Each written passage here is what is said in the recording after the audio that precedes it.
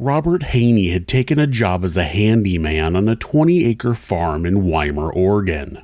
He had made a deal with the property owner to do handyman work in exchange for being able to park his trailer on the property and live there. When his children stopped hearing from him, they went out to the farm looking for him but found his trailer abandoned, his belongings all still there, and his dog running free. The property owner said he left almost 4 months earlier and never returned. Authorities opened a missing persons case, and when they tracked his food stamp card, they saw recent activity at a nearby Walmart. They went to the store and looked at the surveillance footage, but it wasn't Robert that was using the card. This is Monsters.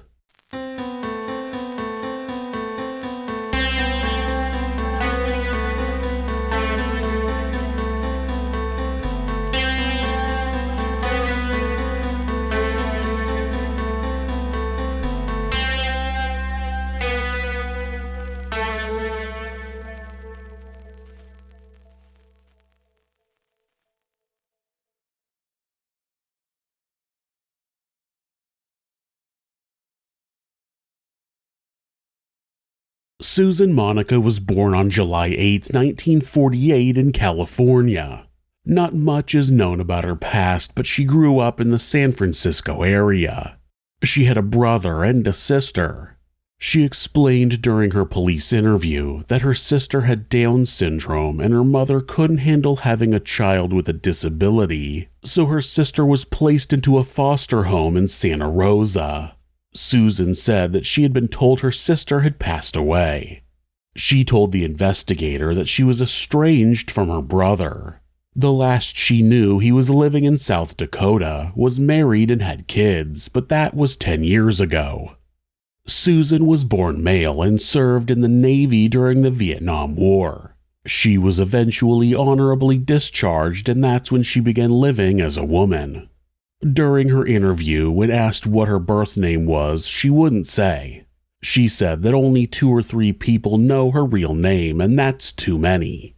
Her mother died by the time she began living as a woman, but her father knew at the time.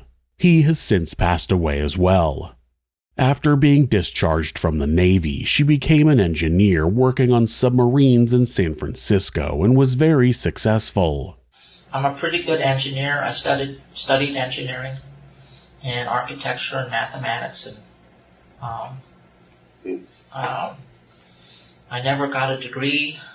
At the time, I figured it was kind of useless. I don't really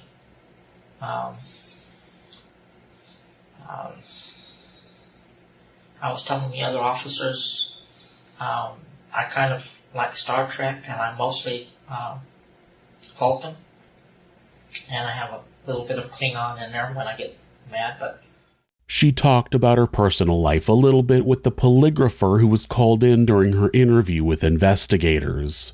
She described herself as a very logical person and gave this as an example.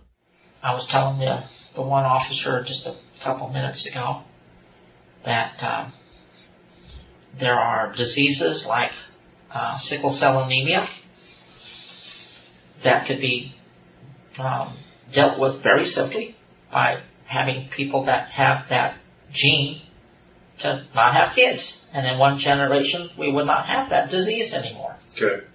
Yeah, that's called eugenics, Susan. There were a group of people who made the concept pretty well known in the 40s. They were called Nazis.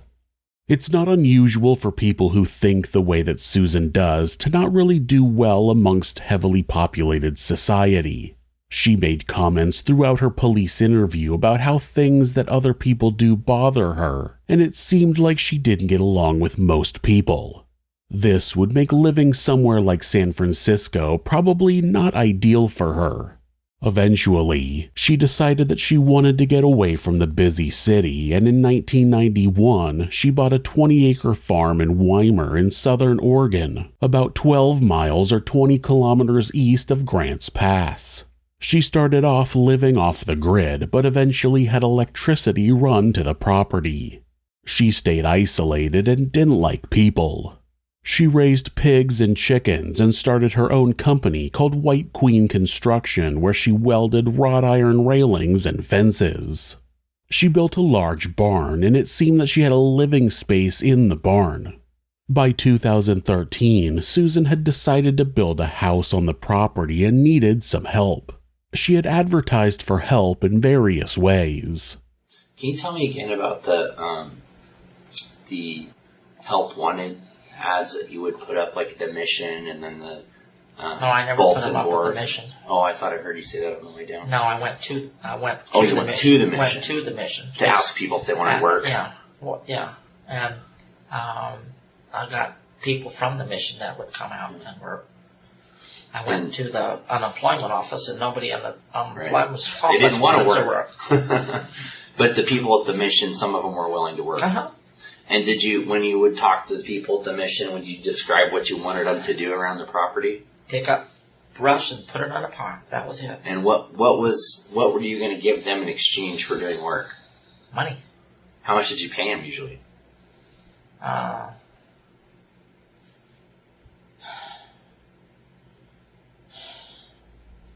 don't know, I think it was like maybe $7 an hour then. Oh, okay. Well, that's actually pretty good. Yeah. Probably more than they're going to make just sitting around at the mission, right? Yeah. Robert Haney was born on June 26, 1957. He was described as not being overly popular, not having many dates or friends. In his teens, he dropped out of high school and ran away with a friend, but I couldn't find any details about where they went. He eventually got into construction and met a woman named Thalia Larson. Robert and Thalia got married, and over the years they had 5 children together. People described Robert as a hard worker who regularly worked 6 days a week to provide for his children, but his frequent absence created tension in his marriage. The problems at home made Robert focus more on his work, which only compounded the issue, and in 2003, Robert and Thalia divorced. Robert moved to Medford and took the 4 kids who were still at home with him. He was able to find good work to provide a stable life for his children, but once they were all out of the house, he decided he wanted to take advantage of his newfound freedom. He got a dog and bought a camper which he towed with his truck. He was able to go wherever he wanted, find odd jobs, and live in his camper. It was a nomadic lifestyle that many people dream of after decades of being tied down to one place by the responsibilities of life in general. It's not clear exactly where Robert saw the advertisement for work on Susan's farm. She discussed going to the local mission and asking people if they wanted to work directly, but it doesn't seem that Robert ever stayed at the mission. She said she would also post a 3x5 card advertising work at local businesses, and there was a hint somewhere that she put up a Craigslist ad, but she doesn't seem to be the computer-using type, so I'm not sure how accurate that is. Robert saw an ad somewhere and contacted Susan about the job. In 2013, he made an agreement with her to help build her house in exchange for parking his camper on her 20-acre property and living there with his dog at a discounted rent. It seemed that he was still expected to pay her a small amount of rent, and he would find other odd jobs in the area to help pay that. Wimer is an unincorporated community in Jackson County, Oregon. It's a 20-minute drive into Grants Pass to the west, or a few more minutes to Medford to the southeast. Despite it being an extremely rural area, it seemed that it wasn't rural enough for Susan. She had a neighbor who she didn't get along with, and it seemed she had joked about killing her and feeding her to her pigs. She mentions them multiple times to investigators. If I were to kill anybody, it would have been those girls across the street. Because it was because of them I lost my hip. From stress? Yes. Susan would explain that it was just her sick sense of humor and she would never actually kill anybody. She told investigators that she believed that human meat wasn't good for pigs and she cared too much about her animals to make them sick. On January 1st, 2014, Robert's children hadn't seen or heard from their father for quite a few months. They told investigators that they usually heard from him pretty regularly, and after having so much time pass without being able to get in touch with him, they went out to the farm to look for him. They met in Medford and drove to the property in Wimer where they spoke with Susan. She told them that Robert had quit in September with no notice and she hadn't seen him since. It was at that point that Robert's children went to the Jackson County Sheriff's Office and reported him missing. They told deputies that his trailer was still on Susan's property and all of his belongings were still there. It was as if he had left but didn't bring any of his clothes or tools. They said that he took a lot of pride in his work and kept his tools very organized, but that they were all strewn about near his camper. They also explained that he had left his dog, something that authorities thought was suspicious. Investigators went to the farm and took a look at Robert's property. They agreed that it seemed like he had left a lot of personal items behind for someone who had planned to leave. They questioned Susan, who elaborated on what she had told Robert's children. They said that she was friendly and helpful. Not long before he went missing, Robert's daughter was sexually assaulted, and it seemed that Robert wanted revenge. And you had mentioned something before about Robert saying that his daughter had been raped. Yes, he mentioned that several times, mostly when, he got really drunk. Susan said that Robert had gotten a call from his daughter saying she had been raped, and the situation understandably caused him stress, which made him start drinking more.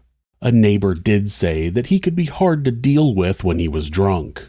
Susan told authorities that on September 9th, 2013, she was going to confront him about his drinking, but before she could, he approached her, gave her some money, and asked her to take care of his dog.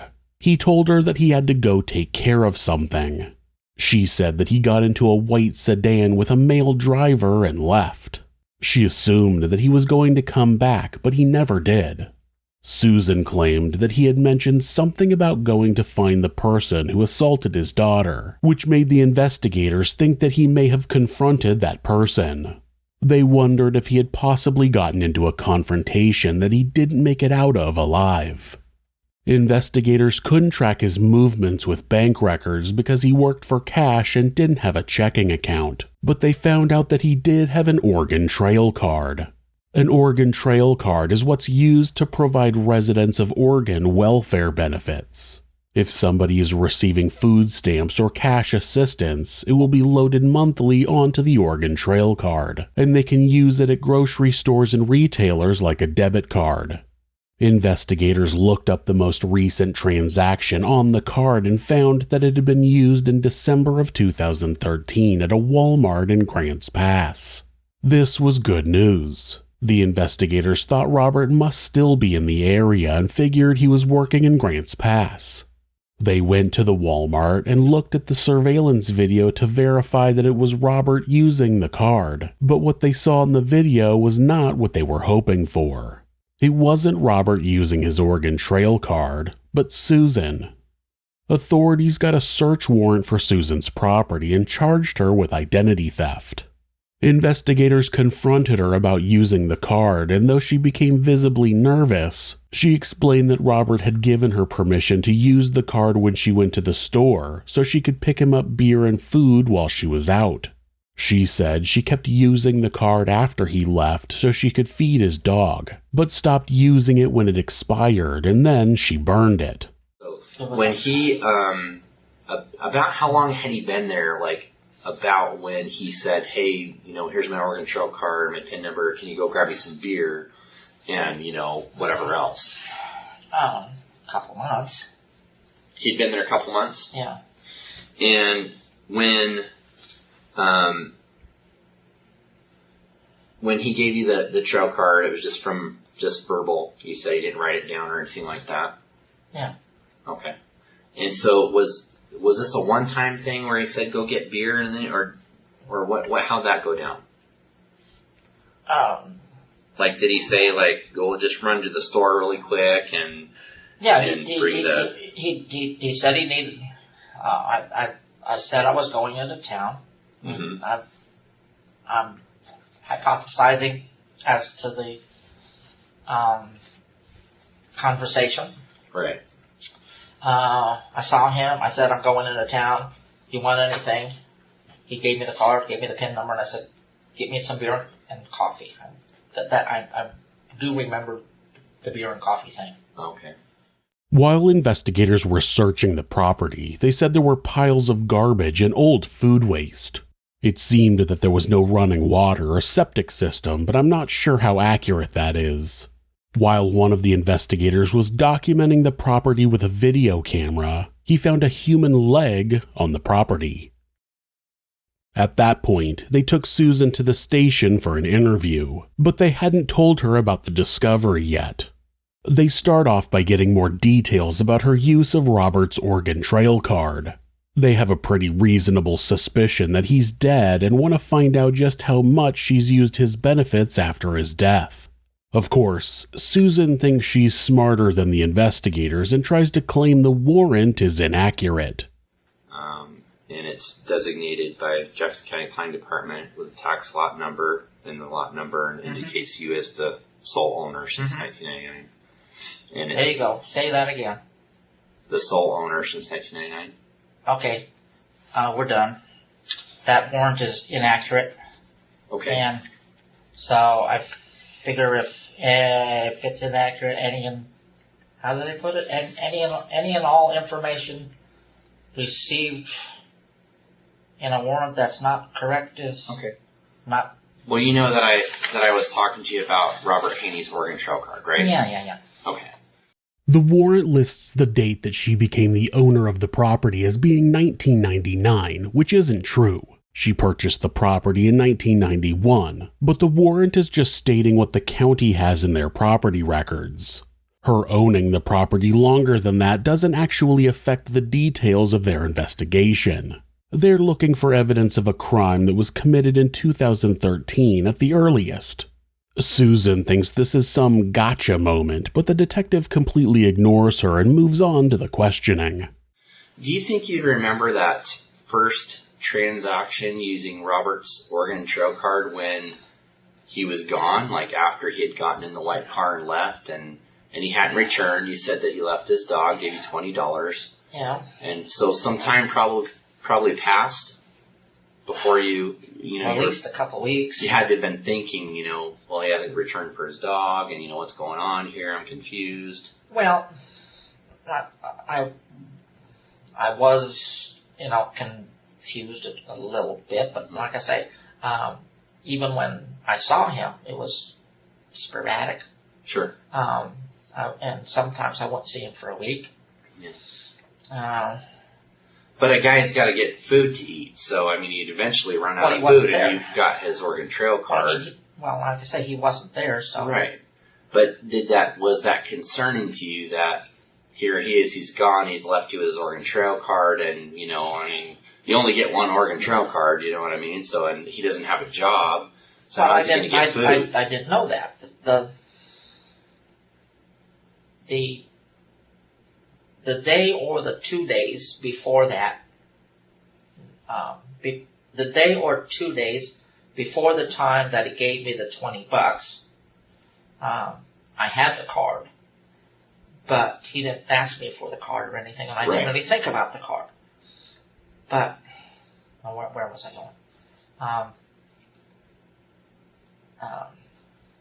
I forget where I was going.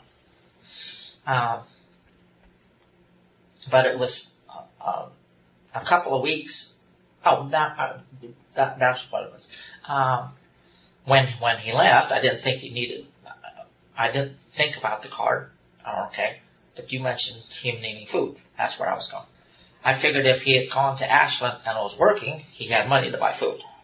The detective is thinking the same thing I was when I heard this part of the story. If he willingly left, why wouldn't he take his Oregon Trail card with him? How is he going to buy food? Yes, he may be working and able to buy food with the cash he makes, but it still seems unusual that he wouldn't take his food stamp card with him so he could buy food with that, instead of the cash he made from working. It definitely makes it seem like his disappearance involved foul play. So you said that there were a few transactions where he said, take my card, here's the number, and, buy yourself something for having to go to the store and gas money, whatever. Right. That's kind of the way it goes. So then, after he was gone for a while, and he hadn't come back for his dog and everything, when did you decide to continue using the card? A couple, 3 weeks. Okay. Why? Why not, I guess. Well, I mean, it's someone else's card. I mean, he did give you permission originally to use it, but he's not around anymore. Well, I figured he was going to show up, and then... Okay. Why? Why did you think he was going to show up? Just because he... Well, he had all the stuff there. Yeah. I mean, I couldn't see anybody walking off, and, I mean, he'd given me those 2 trailers for rent, and... But he left all of his possessions behind that you know of? Yeah. And that was strange to you? Well, like I said, he had left with somebody. Mm-hmm. So, and I was under the impression that he was doing something in Ashland. This was also my next thought. If she believed that he was going to come back, why would she use his benefits? Wouldn't he want to use his benefits after he got back? This makes it seem like she knew he wasn't coming back. There was no reason to save the food stamps for him since she knew he would never be able to use them. But did you end up using the amount during those months? Did you use it up and then you had to wait for it to recharge and then use it up and then wait for it to recharge? Yeah. Okay, so each month you used whatever the allotted amount was on the card. Who knows how much it was? Pretty much, yeah. And then you held on to the card until it would recharge again? And then go get some more food? Yeah. And last week I called and there wasn't anything on the card, so I just threw it away. You said you burned it? Yeah. Okay. Well, then why, a couple months ago when it ran out of food, why wouldn't you have burned it? Or ran out of money? Why didn't you burn it back then? Because I waited till the first of the month. Oh, okay. But it still ran out of money, and then why 3 months later, I guess, would you burn his card? Because it didn't have any money on it this month. So, I see what you're saying. So it just never recharged, like it expired sort of thing? Yes. Oh, I gotcha. Okay. Otherwise you would have used it? Yes. Oh, okay. Most likely. That makes sense. She continued using the card every month and used up all of the benefits. Eventually, the state stopped loading the benefits onto the card. In order for a person to continue using a benefits card like that, there are things they have to do to maintain an active account with the Oregon Department of Human Services. Eventually, they found that Robert wasn't maintaining his account and the card expired. It seemed that at the beginning of January, DHS didn't add funds to the card, so Susan burned it. She didn't just throw it away, she burned it like she was destroying evidence. It was definitely suspicious. This was only the beginning though, because they had already found a human leg on her property. They hadn't tested the leg to verify that it belonged to Robert, but they were pretty sure that it did. Eventually, the detective dropped the bomb on Susan. Susan, we found a leg by your house. We found a leg right next to your place. A leg? A human leg next to your place.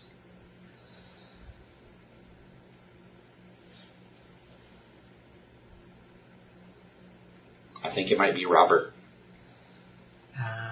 Don't know.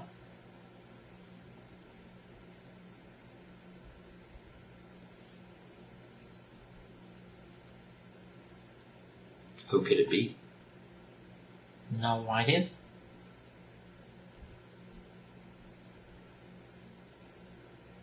You think it might be Robert?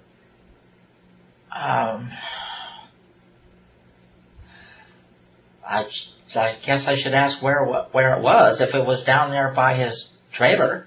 No. It was right next to your place. Just a few feet from your place. I don't know then. If it were down by his trailer, he might have fallen down the hill or something. But if it was up at my place, I don't know. That's it. Do you think it's kind of strange that there's a leg right next to your place? Very. Does it concern you? Yes. Do you think it might be Robert? It could be, but I can't understand why. I can't understand how I can't understand how it would get there, because I can't see him having an accident up by my place. How do you think it got there? What's your best reasoning for how it got there?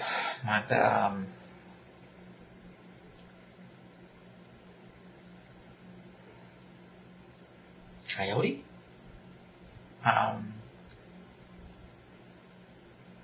I have no idea.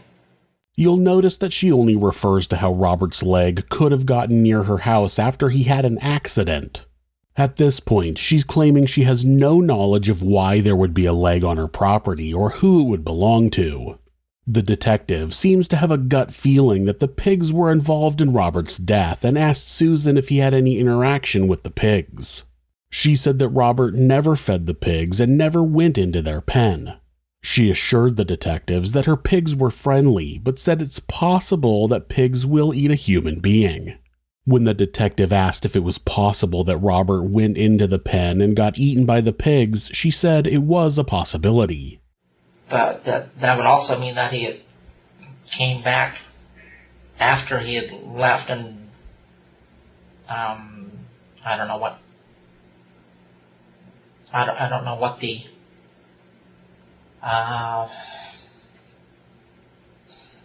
I don't know what the reason would be for him to go into the pig pen when he came back without seeing me or something. Right. But like you said, it still wouldn't really explain a leg being up right up by your house. According to Susan, she had not seen Robert since he left in the white car in September. She didn't know why he would return and then go into the pen before she even saw him. She told the detective that she's not even sure if he's telling the truth. Of course, authorities lie to suspects all the time and are legally allowed to, but this time they weren't. Detective Eric Fox, who was the deputy medical examiner for Jackson County, came into the room and showed Susan a picture of the leg. This seems to get Susan worked up to where she's visibly agitated. He then goes on to tell her that they're searching her property for the rest of the body.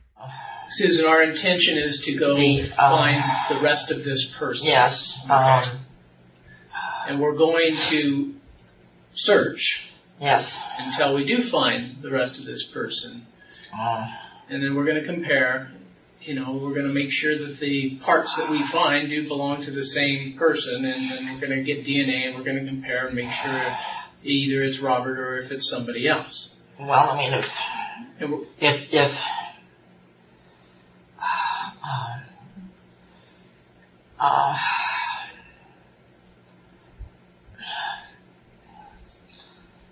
if the leg bone is Robert's, then any other bones that you find out there that are a human would most likely be his. I can't. Right. And then obviously we're going to analyze whatever we find. If we find any, we'll be looking for evidence of trauma, Yes. Either accident, trauma, or even, homicidal trauma. Yes. Bullet holes, marks from, sharp instruments, or anything that, can touch a bone. And then if we find that kind of evidence on him, say there is a bullet hole in him, say there is a mark that is from a sharp instrument, we can analyze that mark and actually see what metal is in there and the particles and compare that to anything that somebody may have in their home or in their possession. Yes. And we clearly want to make sure that happens. And we need to know if you have any knowledge of anything that happened to him, that now would probably be the time to tell us.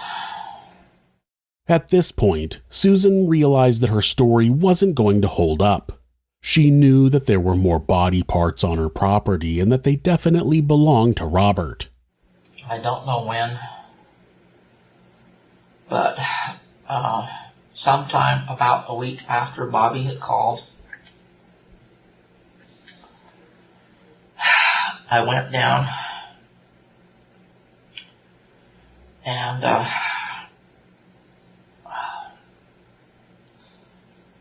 he was like half eaten. He was... By what? By the pigs. Okay. He was like half eaten by the pigs. It was early in the morning. And I saw what had happened.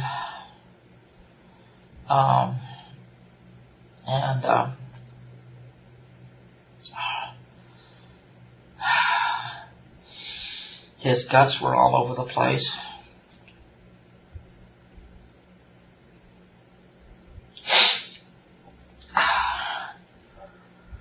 He was still alive. I knew he wasn't going to be alive for more than, a few more minutes. I went back up to my house and I got a gun and shot him in the head. Susan mentions that this happened about a week after Bobby called.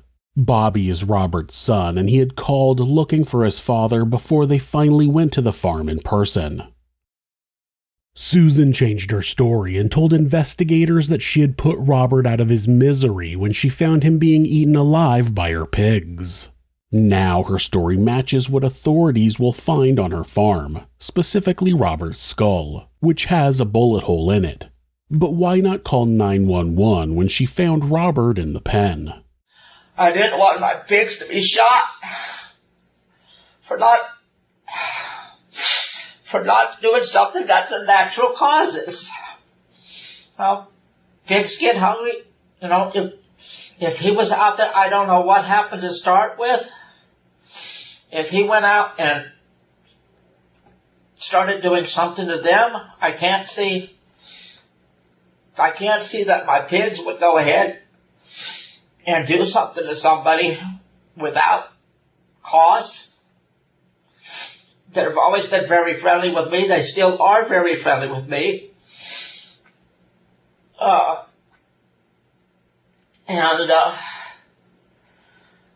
didn't want to say anything, because I was afraid you were going to go out and shoot my pigs. Her reasoning is that she didn't want anyone to put down her pigs for attacking someone. This is the most emotional Susan will get over the entire 18 hours of interrogation footage. The thought of her pigs being killed is far worse than the thought of Robert dying. There was a point in the interview where she explained to investigators that she valued the lives of animals over humans. She believes that human beings are the worst thing on the planet and the Earth would benefit if we all died. Based on her new story, she still had not seen Robert since he had left in the white car, but one morning, she went out toward the pig pen and heard moaning. That's when she found him being eaten by her pigs. She claimed that she saw his arm move and heard him moaning, so she raced up to her house, got her .22 caliber pistol, and shot him in the head. After thinking about calling the police, she decided that it would be best to just let the pigs eat him, so she left him in the pen. A few days later, when most of him was gone, I went in there and I picked up the clothes. I picked up the few parts that were left. What was left? There was the skull and an arm, and I'm not sure. I know there was the skull. If you go back out to my barn, and when you go, let me draw you a little picture.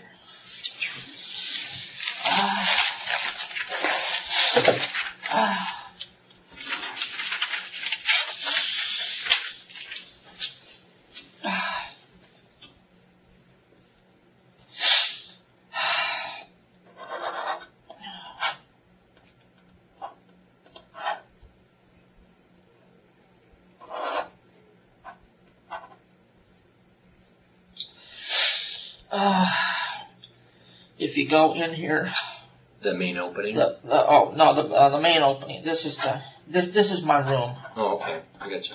Okay. That's my room. Yeah. If you go in the barn, Mm-hmm. there's a wall that goes all along here. Mm-hmm. There's an opening there. Is that where you took me and showed me his stuff? Yes. Opening? Yeah. Okay. Yeah.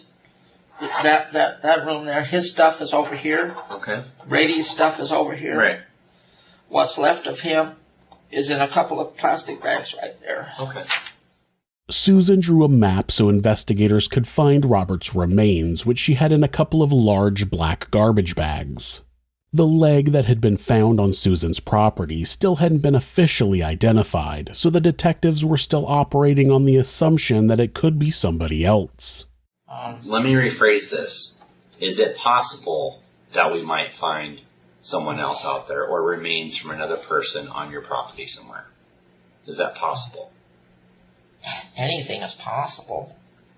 I don't know how you found that leg where it was. Okay. What if that leg's not Robert's?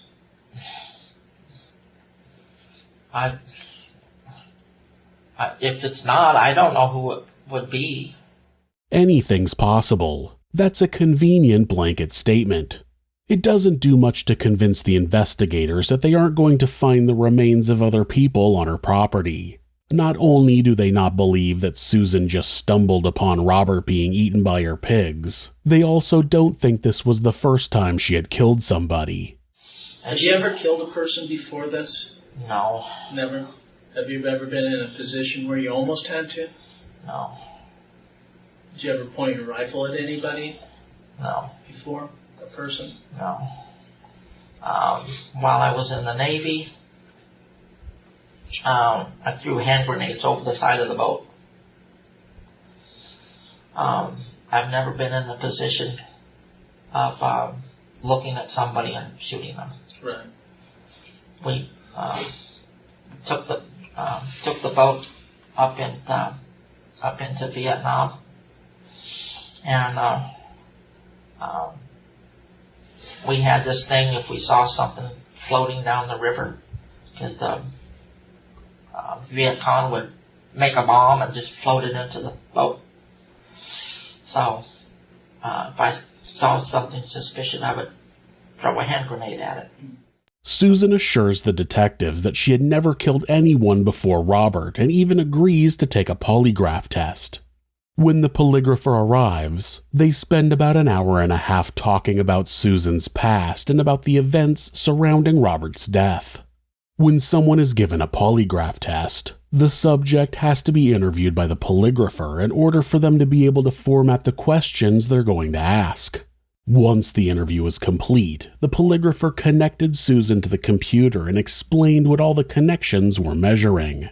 He began the test, and suddenly Susan was unable to sit still and seemed to have a persistent cough. Are you withholding any information concerning how Robert was actually first injured? No.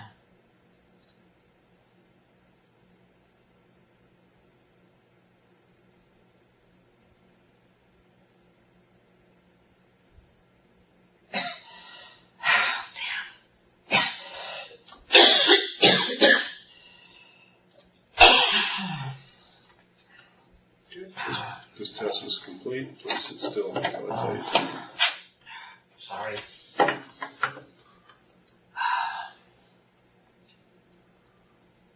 Okay, Susan, for whatever reason, apparently you can't complete a complete chart without moving. And so I'm realizing that. the little data that I'm getting, we can talk about, but I don't know that we should continue.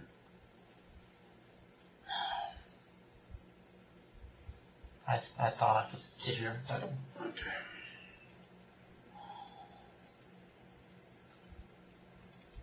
So what happened? You weren't coughing the whole time we were talking.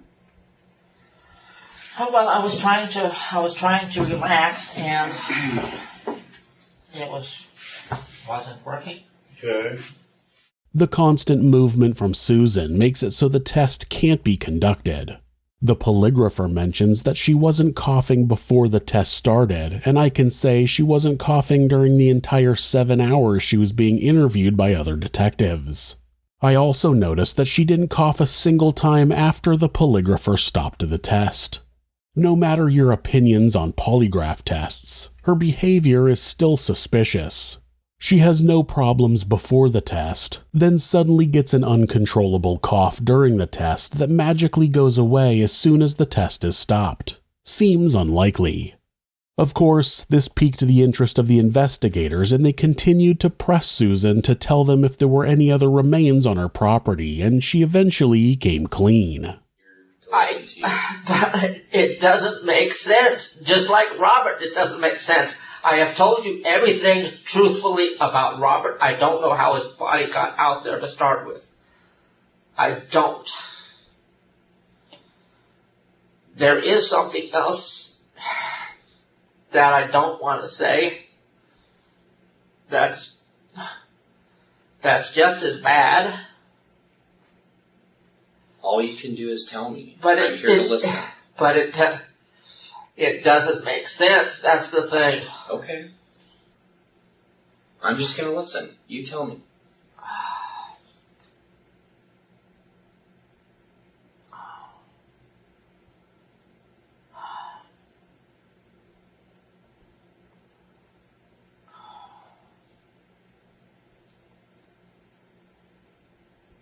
Oh, God, give me another piece of paper.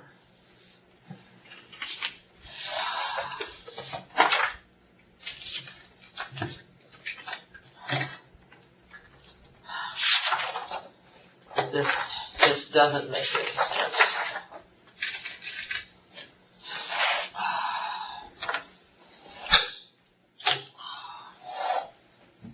Oh, God, this doesn't make any sense.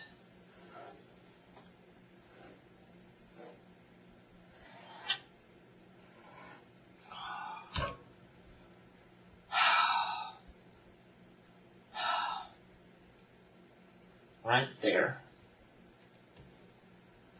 about 3 feet down, there's part of another body. Okay. Stephen Delicino lived a few miles away and would do odd jobs for Susan. She described him riding his bike around the area, doing handyman work in exchange for beer.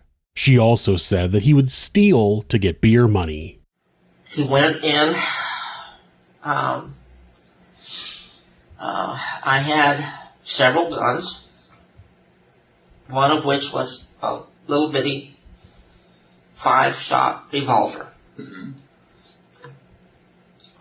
In my room, I had a 30-06 with a scope on it.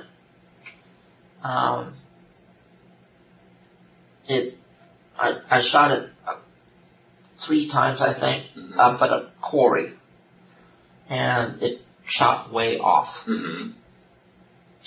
And I never tried to shoot. I never tried to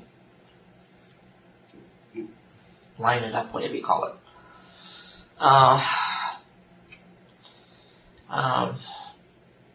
Steve was a thief. He stole a lot of things from people. He lived about 5 miles up the road from me. He knew all the houses around, when people were there, when people weren't. By this point in the interview, Susan is really laying 2 things on really thick. The first was that what she had done doesn't make sense. She tells investigators over and over that Robert being in the pig pen doesn't make any sense, and that Stephen's death doesn't make any sense. This statement is true if you take Susan at her word. If you believe that she murdered these 2 men, then the story makes perfect sense. But the way she explains it, no, it doesn't make sense. She's hoping she can convince the investigators to believe her story and just accept that it doesn't make sense. The other detail that Susan continues to repeat is how much of a thief Stephen was. She told the investigators that a neighbor had caught him going through her purse multiple times and that he had stolen her log splitter. She said that he would only steal enough for beer money, but that he was always looking for stuff to steal.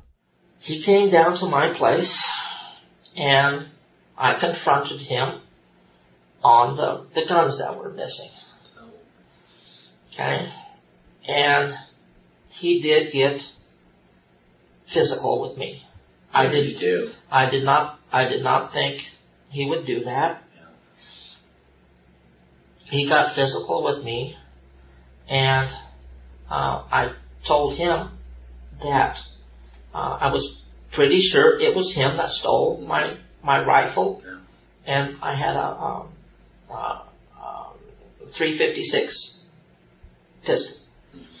I had that, and I told him I was pretty sure it was him that did it, because he was the type of person that did not ransack a place. Mm-hmm. He meticulously, he was a meticulous thief. So things would disappear, kind of? Things would disappear. She explained that they went into her room and she had pointed out where her 2 guns had been. She said that her pistol was under her pillow and her rifle was leaning against a wall. She said that her place had not been ransacked and other valuables weren't stolen, so she believed that Stephen had looked through her place, found the 2 guns, and only took them. She assumed that he had given the guns to someone for beer money. When she confronted him, he got upset and grabbed a 3rd gun that she kept by her bed. She told the detective that him knowing where the 3rd gun was confirmed to her that he had looked through her room. He grabbed a little pistol, and he said that, he doesn't want to go back to jail, and he decided he was going to kill himself. So, he shot himself in the head. Right there in your home? Right there. Where did he shoot himself in the head at? Well, that was the whole stupid thing. He shot himself, and then he ran out. But I didn't know it at the time. I always thought, it was a little bitty gun. It wouldn't kill you, but it would certainly hurt. Yeah. And it's 5 shots, for crying out loud. Yeah. So, he went out of the room. He went around into that little hallway. Yeah. And I'm following him. Yeah. That was when it got even worse. Okay? And he emptied the gun in his own head. I could not believe it. But it's just a 22 with a little 1-inch barrel. And it was just going boom, boom, and that. Where did he shoot himself at? In the head. He was bleeding. Well, did he, sometimes people point in different areas. No. I was holding on to him as best I could. Yeah. And he was going like this and shooting himself in the head, and where, I don't know. Okay. He was shooting himself in the head. And then what happened? And after a fashion, he managed to do it. So, according to Susan, in the summer of 2012, Stephen took a .22 caliber pistol and shot 5 rounds into his own head. After he succeeded in killing himself, Susan said she went inside to lie down. She claimed that she was inside for a few hours, and when she went back outside, the pigs had gotten to Stephen and were eating his body. Susan appears to have the unlucky habit of stumbling upon bodies being eaten by her pigs. At that point, she decided to leave him out there for the pigs to eat, and after a few weeks, she picked up his clothes and remains. All that was left was the skull and a few bones from his spine, which she buried behind her barn. The medical examiner came back into the room to express his disbelief in her story. Now, I'm going to tell you, one of the things I do is I'm a deputy medical examiner. That means... I realize what that is. Right. I examine people. I determine cause and manner of death. Yes. I've examined over 1,000 people. Yes. And of those, probably about 500 that have committed suicide with handguns. Never have I in any literature or personally or heard ever somebody shooting themselves 5 times in the head. Ever. What I'm telling you is that doesn't happen. Let me tell you what I'm seeing. I understand. I think there's a minute possibility, because I've listened to you enough, all right, about what's happened here. I think there's a minute possibility that maybe Steve did shoot himself one time. But you're kind of the person that would put somebody out of their misery if they were suffering. Such as what happened with Robert, the story you told about Robert. He's suffering, yes, isn't he? Yes. And you felt obligated to not have him suffer. Just like any other animal, you don't want somebody to suffer, do you? Right. No. So what I'm saying when you find his skull, it's about 3 feet down, because it was about 2 feet when those other officers came out. Right, and there's going to be 5 holes in it, isn't there? There's going to be 1 hole in it, and 4 indentations. So you think it all went into the same hole? No. We were wrestling with the stupid little. So there's no way that he could have gotten all 5 shots into the same entry. No, I'm saying. So there would be. So these bounced off his head. Yes, there's 4. But at some point, something went into his head, right? There's 4. There's 4 indentations in his head and 1 hole. Susan said that she believed that 4 bullets bounced off his skull and 1 bullet went into his head. This, of course, is happening while she supposedly was pulling on his arm to get him to not shoot himself in the head. It's all very convoluted. Unfortunately, the detectives suggested that Stephen did shoot himself once and that he possibly didn't die right away. So Susan shot him again to put him out of his misery. But I think that suggestion does a disservice to Stephen. I don't believe Stephen ever thought about taking his own life. I think Susan had some kind of problem with Stephen, shot him, and fed him to her pigs. Then, a year later, when she had a problem with Robert and realized she could use his Oregon Trail card, she shot him and fed him to her pigs as well. The idea that someone would commit suicide on your property and you wouldn't call 911 is ridiculous. Why did you not call the police? Why did you hide this? I don't know. Tell me why you hid this. If he did this, you have a phone in your house, right? Yes. So you could have called the police. Yes. You could have said, I tried to stop this guy. He shot himself. I even grabbed his arm. I tried to prevent him from killing himself. Why didn't you? What happened? Susan, I don't know. What happened? I don't know, I don't know why I didn't do that.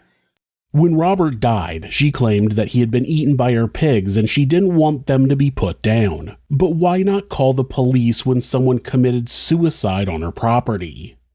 After 12 hours in the interview room, Susan was placed in a holding cell while investigators searched her property. When they dug in the spot that Susan had marked on the map, they found the remains of Stephen, and the medical examiner determined there were 3 to 4 bullet holes in his skull. The day after her first interview, Susan was brought back into the same room where she claimed to have had a revelation while laying in her cell. Basically, what I had been trying to forget, I remembered laying there. Mm-hmm. When I came into the pen, his head was towards the west. Mm-hmm. He was belly up, and the pigs were on him. I tried to shoot them off, and I went up to get my gun. And in those 2 minutes, when I got back, I think he did die. I'm pretty sure he did die, because, and this is the thing, he was on his stomach, and his head was now pointed to the east, and let's see, Atlas C1, C2, C3, right? I don't know. You don't know? As far as the vertebrae go? Yeah. Atlas C1, C. Mm-hmm. Yeah.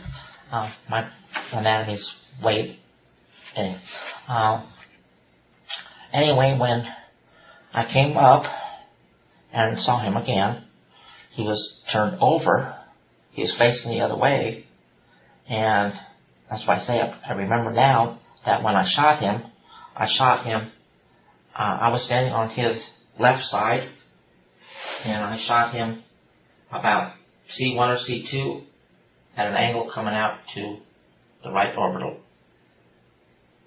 Which, that's it. So it came out? I don't know. But that's... Did you look? No. I was standing... But that's what we're going to find, is that what you're saying? Yes. Now, Susan is sure that Robert had died before she got back with the gun and shot him. Well, how convenient. During her interview the previous day, she said she didn't know exactly where she had shot Robert because she didn't look at him when she pulled the trigger. She turned her head and pointed the gun in his direction and fired. Now, she's very specific about where she shot him. So specific she's claiming it was at specific vertebrae, and he was definitely dead. Susan Monica was charged with 2 counts of murder, 2 counts of abuse of a corpse, and 1 count of identity theft. While she awaited trial, investigators spent weeks searching her property for more remains. She had a room full of personal belongings from other people that couldn't be explained. Investigators also found a pile of shoes on her property and believed they belonged to other victims. Unfortunately, her pigs were euthanized. I knew you'd ask. They used construction equipment to dig 136 holes around the 20-acre property, but didn't find any other human remains.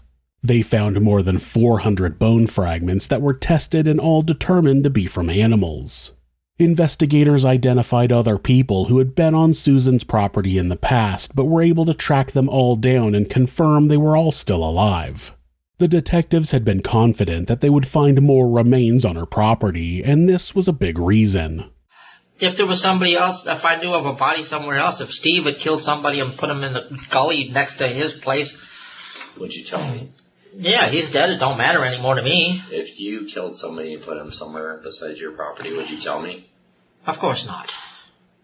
Do you have any other property No. that belongs to you? No. Then why wouldn't you tell me? Why should I? Because the cat's out of the bag. It's the right thing to do. It's the Because responsibility. we're at a dead end. We're not going anywhere. If I tell you where the 17 bodies out there, I'm going to be in jail for the rest of my life. If not... Susan, there's already 2 bodies.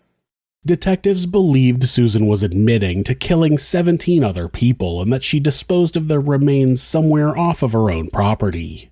Unfortunately, it's unlikely that we'll ever know the truth. On April 15, 2015, Susan's trial began, and by this point she had changed her story once again.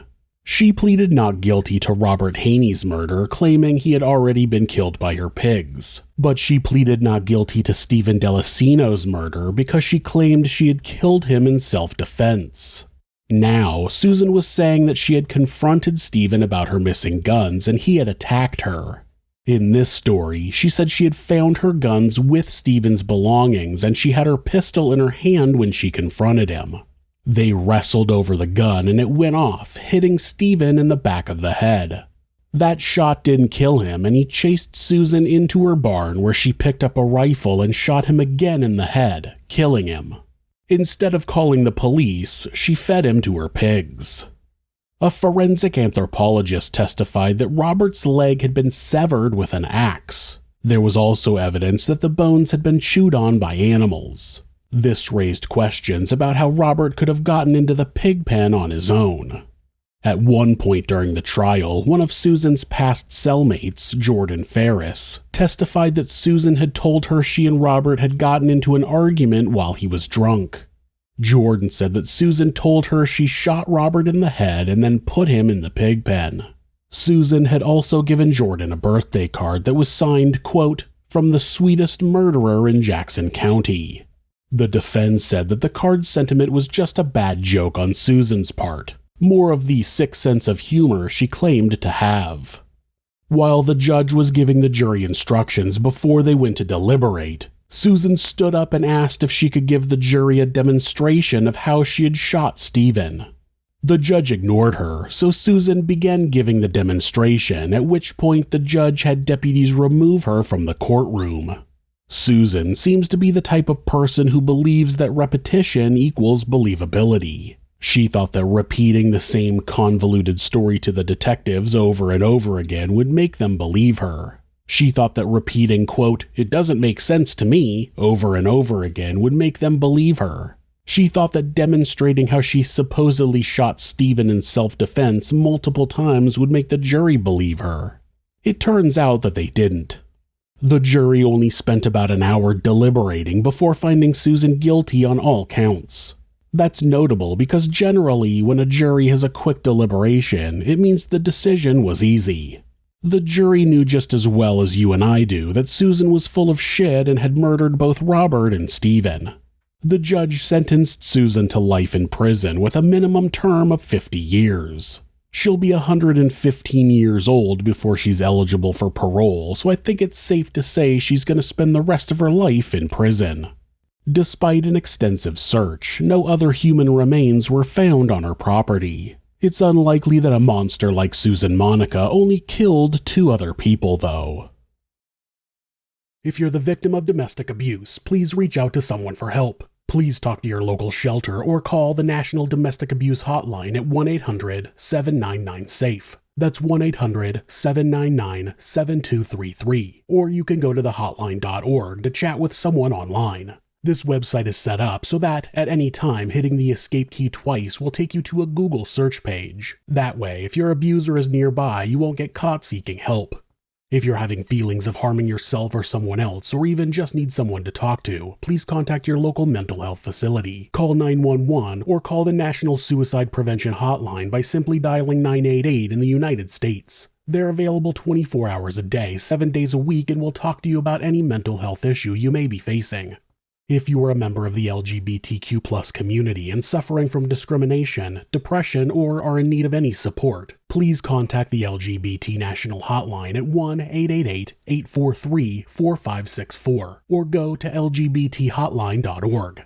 Thanks so much for letting me tell you this story. If you enjoyed it, subscribe on whatever platform you're on, hit like, rate us, or leave us a comment. You can check out our other show, Somewhere Sinister, on YouTube or anywhere you listen to podcasts. If you'd like to support the show, check out our merchandise at thisismonsters.com. The link is in the description. Thanks again, and be safe.